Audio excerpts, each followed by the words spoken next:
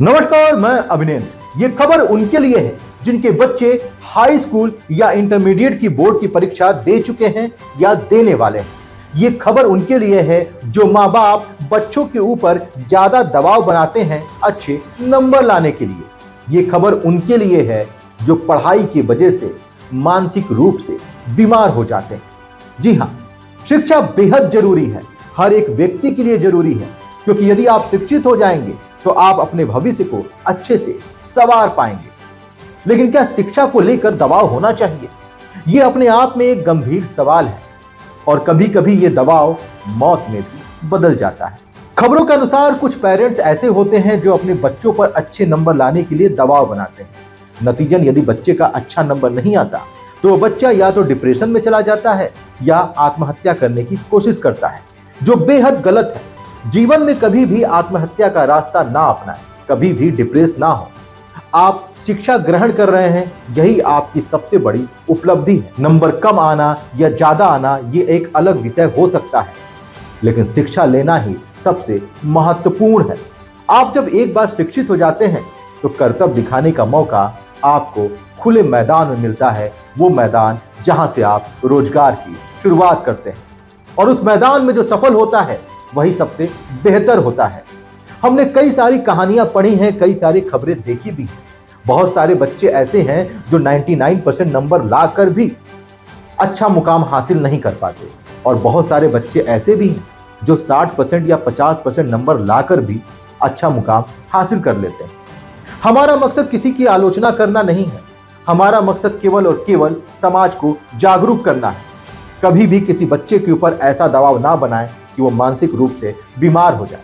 हमेशा उसे प्रोत्साहित करें, और शायद कुछ ऐसा ही काम छत्तीसगढ़ में हो भी रहा है। जी हाँ, छत्तीसगढ़ माध्यमिक शिक्षा मंडल ने 10वीं और 12वीं बोर्ड परीक्षा 2023 के परिणाम आने के बाद अब मंडल के हेल्पलाइन नंबर पर रोजाना 50 से अधिक फोन आ रहे हैं। दरअसल ये हेल्पलाइन नंबर छात्रों की मदद के लिए बनाया गया है। परीक्षा में पास परीक्षार्थी करियर को लेकर मार्गदर्शन ले रहे हैं, तो वहीं फेल और पूरक परीक्षार्थी अजीबोगरीब प्रश्न पूछ रहे हैं। ये प्रश्न भी हैरान करने वाले हैं। जैसे जैसे परिणाम का समय आता है तो कुछ तनाव होने लगता है, और कुछ बच्चे, आप सबको मालूम है कि कुछ एक्सट्रीम कदम भी, कुछ सुसाइड जैसे कदम भी कुछ बच्चे उठा लेते हैं। ऐसा भी विभिन्न समाचारों से पता चलता है। तो इसमें हमारे मनोवैज्ञानिक, मनोचिकित्सक और करियर काउंसलर्स ये उपस्थित रहते हैं। तो मनोवैज्ञानिक और मनोचिकित्सक जो है बच्चों में जो परीक्षा परिणाम के पहले और परीक्षा परिणाम के बाद भी जो अनावश्यक तनाव होता है, अवसाद होता है, उसके संबंध में उनकी समस्याओं का निराकरण करते हैं। कैसे इससे दूर रहा जाए, इसके संबंध में उनको सलाह देते हैं। कुछ बच्चे 10वीं और 12वीं के बाद करियर कैसा होना चाहिए, इसके संबंध में भी प्रश्न करते हैं। तो उसके लिए हमारे करियर काउंसलर रहते हैं, वो बताते हैं कि हमारे पास तो हज़ारों करियर हैं।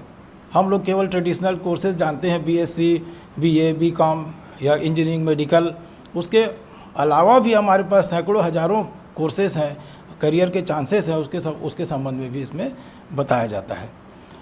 और इसमें कुछ बच्चे, तनाव का अलग अलग लेवल रहता है। हमने देखा कुछ बच्चे जो पास होने के दृष्टिकोण से ही पढ़ते हैं, उनको फेल हो जाते हैं या कुछ नंबरों से चूक जाते हैं, उसका तनाव होता है। कुछ बच्चे फर्स्ट डिवीज़न से कुछ नंबर से चूक जाते हैं, 1 या 2 नंबर से, उसका भी उनको तनाव होता है। और कुछ बच्चे मेरिट में आने वाले मेरिट में चूक जाते हैं 2, 4, 5 नंबर से, तो उसका तनाव रहता है। लेकिन एक चीज़ जो देखने से आई, सबका तनाव का लेवल एक जैसा है। एक जो पास नहीं हो पाया और दूसरा मेरिट में नहीं आ पाया, दोनों का तनाव का लेवल एक जैसा है। कुछ बच्चों ने पूछा, मैं फेल हो गया हूँ, कुछ इसमें हो सकता है क्या, मेरे लिए कुछ इसमें मदद आप लोग करवा सकते हैं क्या? तो उसको बताया गया आपकी मदद आप ही कर सकते हैं।